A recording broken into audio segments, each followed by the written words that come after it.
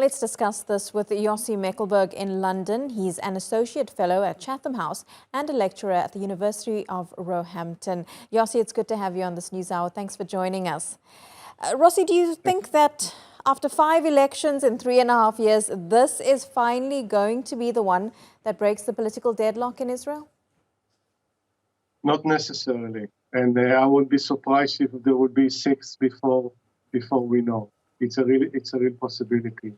As your correspondent says, Israeli society is generally deadlocked in not being able to decide on to which bloc they would like to actually run the country in a stable government, in a stable coalition.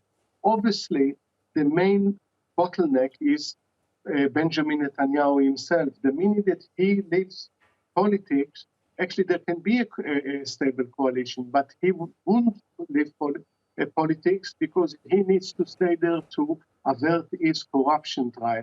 And as long as this is the situation, and we are not going to be surprised, maybe we will be surprised by the results tonight, then probably the same stalemate, give or take, is going to remain in Israeli politics. I know I'm putting you on the spot here, but who do you think is going to win this election? Do you think Netanyahu's got enough votes to take it? Because, like you said, he'd love to be back in power. He would love, but I think what is interesting is actually to see that turnout is quite high, higher than it's been for the last 4 elections, before then, probably even before, which means there is great interest in this election because Israelis feel that it's crucial. One of the worries before that there will be low turnout, and especially among the Israeli Palestinians, the armed population of Israel. In order to actually give a more accurate prediction, we need to see in which part of the country actually there is the highest turnout. This will give us a better indication of which part, and we don't know it exactly. But I think, again, it will be so close, and it will be a lot about the logistics. Which of the communities within Israel, is it the ultra-Orthodox, are the settlers, are the more liberal progressive? Is it the Arabs in Israel are going to vote in high turnout? Because at the end of the day, it's going to be decided 1-2 seats on this block or the other.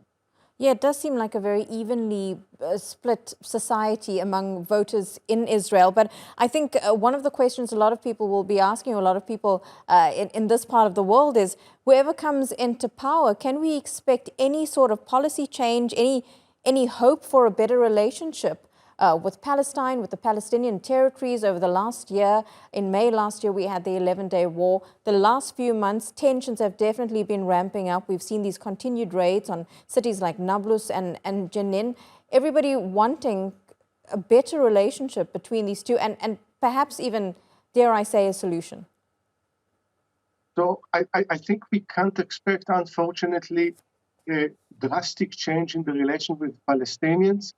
But if we can see a change, is actually to the worse if Netanyahu, and especially some of the elements that some of us quite feel are going to do well, the far right in Israel, if they are doing very well and they are part of government, so I think we'll see even an escalation in deterioration in relation with the Palestinians. Also, with the instability in the Palestinian political system, one cannot foresee great improvement in the relation between the two. Definitely not a genuine, viable peace process that can bring to an end to their conflict.